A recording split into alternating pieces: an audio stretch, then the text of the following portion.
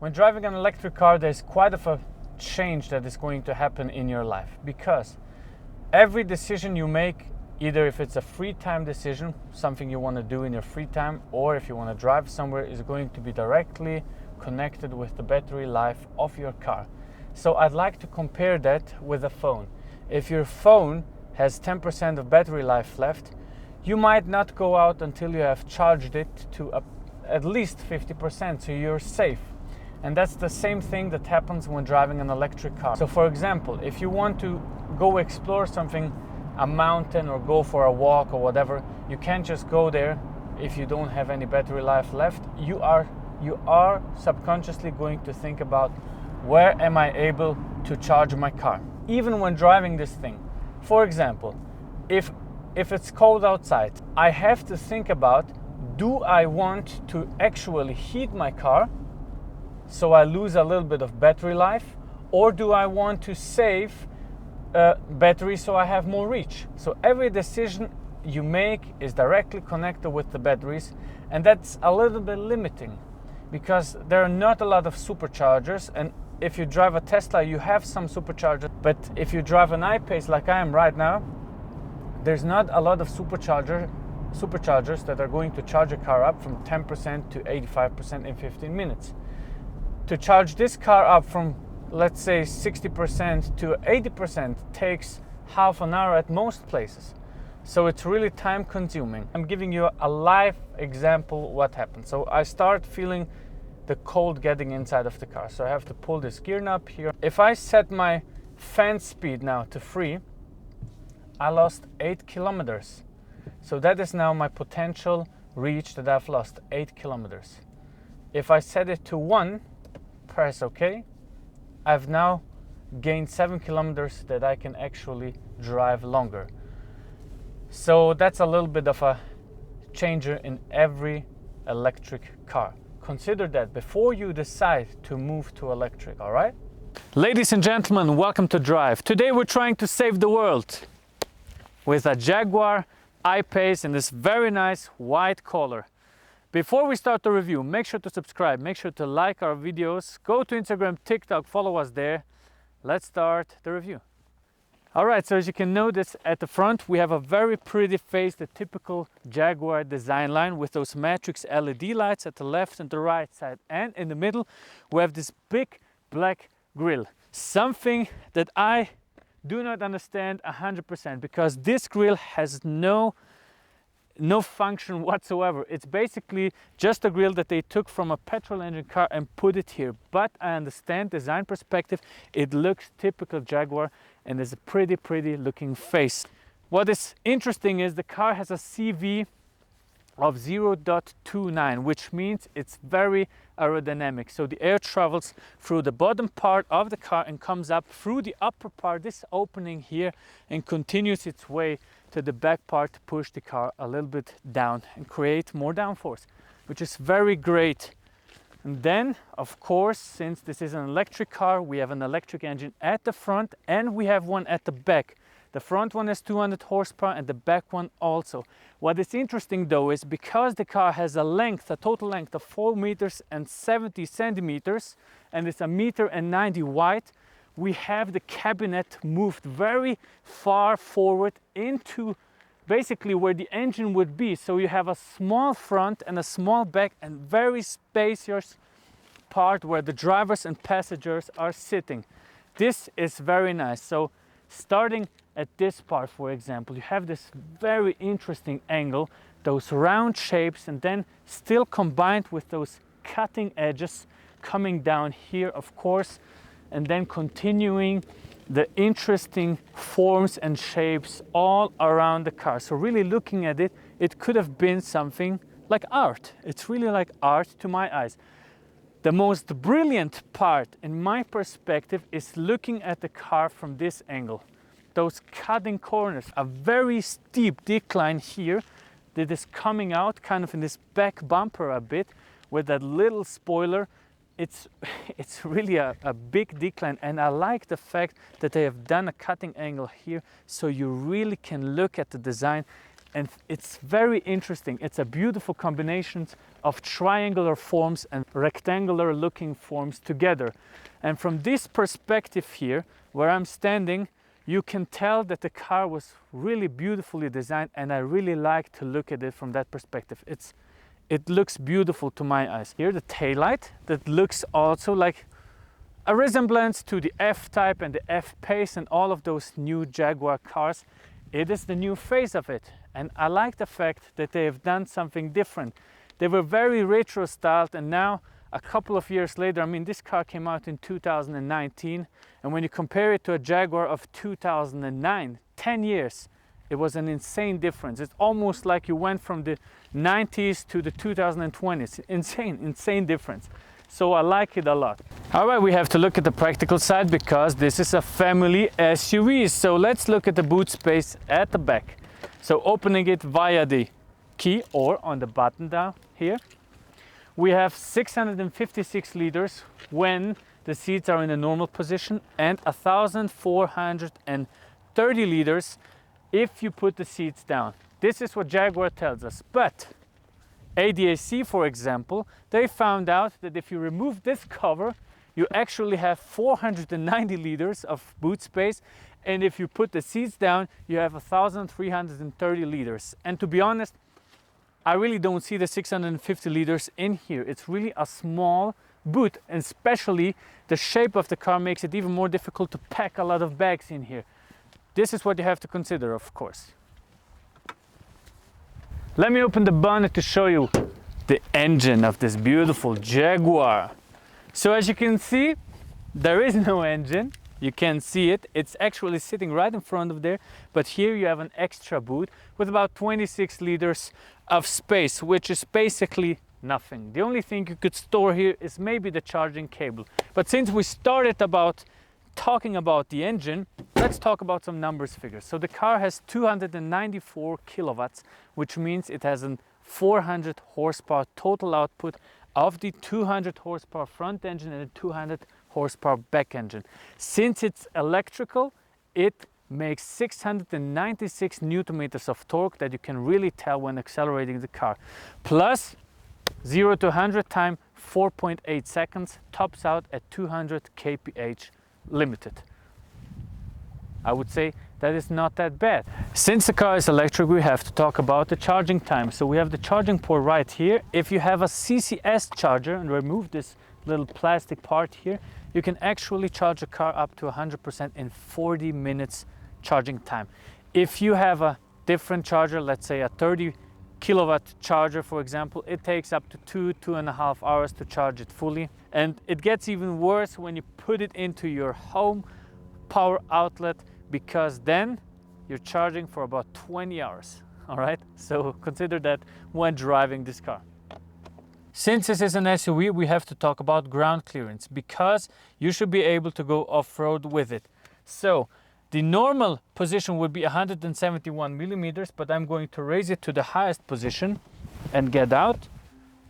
So now you can tell the car is raising its front and its back part, and we are at a ground clearance of 241 millimeters, so you can go off-road. 174 in a normal position. If you're traveling at speeds over 105 kph, the air suspension can lower the car up to 10 millimeters, so you don't have a big drag and are more aerodynamic efficient, which is great. And that's it for the off-road part. Let's have a look at the interior.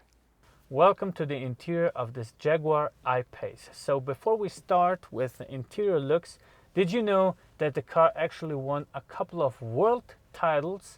For example, the World Car Design title, or the World of the Year car title, or for example also the World Green Car title. So it won 3 world titles. You're sitting in a champion's car right now. So the exterior looks very fancy and luxurious, and the interior continues with that design element. So they want you to feel like you're in a luxury oasis of relaxation, and they really did an outstanding job in designing this interior.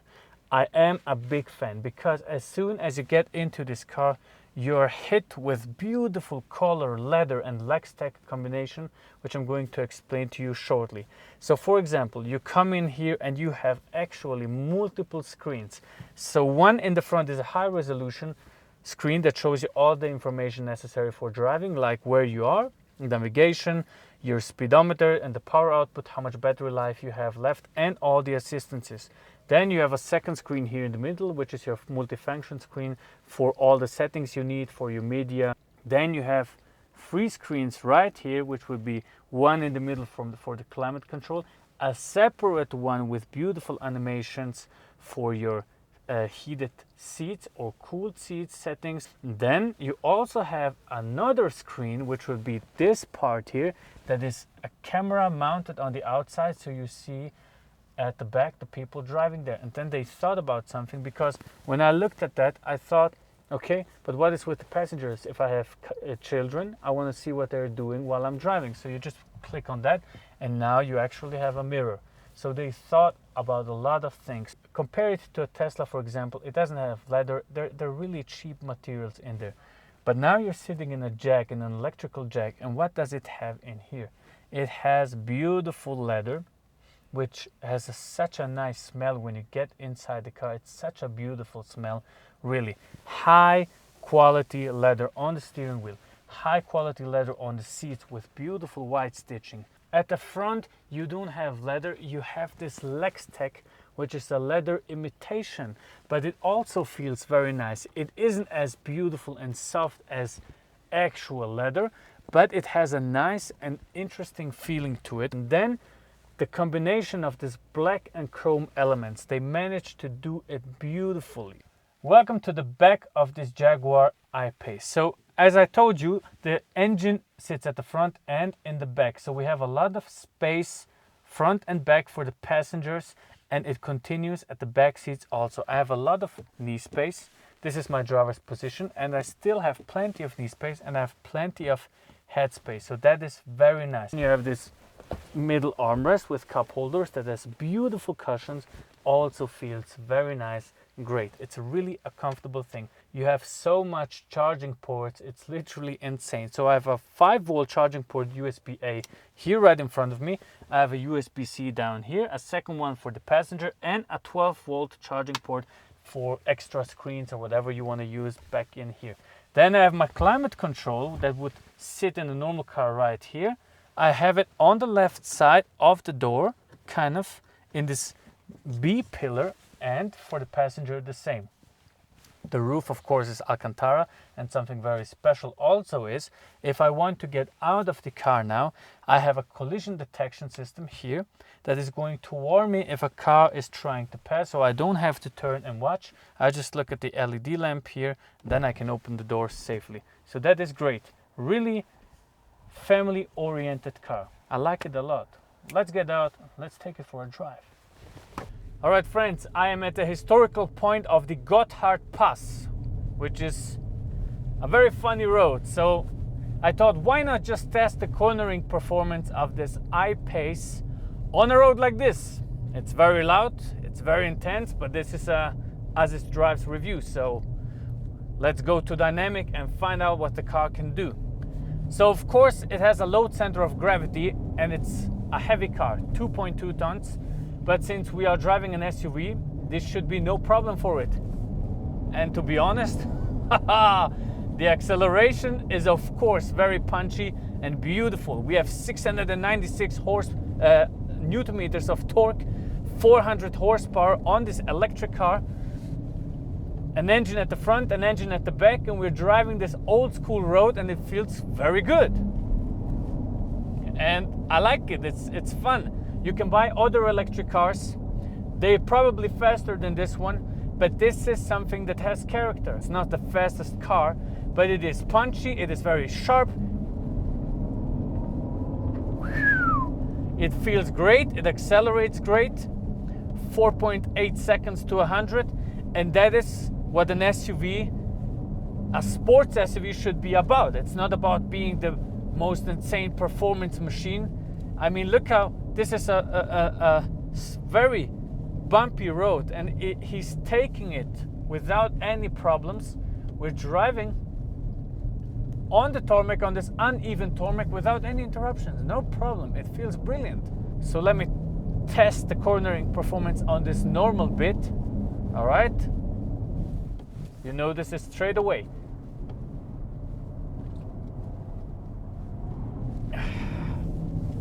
There's no understeer, there's no oversteer. It's a very linear acceleration.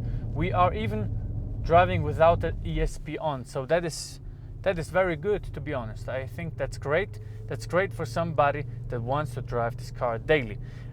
And that's my main thing I wanted to tell you. You can drive sporty, you can drive faster, but you're not going to be the fastest car on the road, of course. It's to make a great impression, all right? All right, so we are at a standstill. We're gonna accelerate the car from 0 to 100 just to find out how fast it can actually go. So, no launch control, nothing.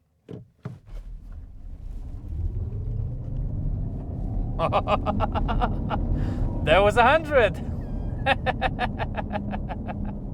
And that was on an uneven tarmac. Let's try the same thing on an even road.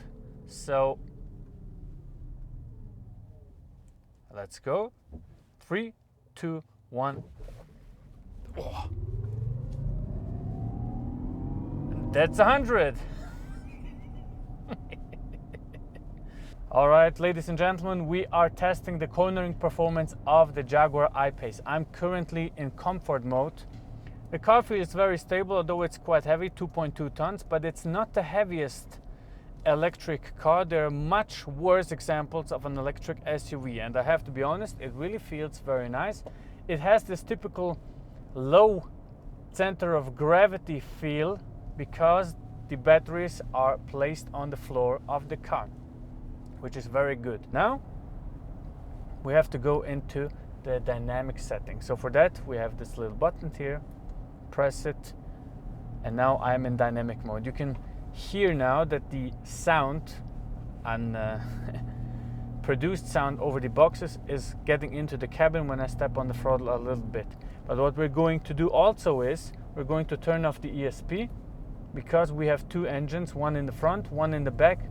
Yeah, it's just going to give us a little bit of, let's say, rear wheel spin and front wheel spin if we need to have a spin at the front and at the back. So let's try it a little bit around those corners. So of course the acceleration is very punchy. Let's go into that corner. Accelerate out. Yes.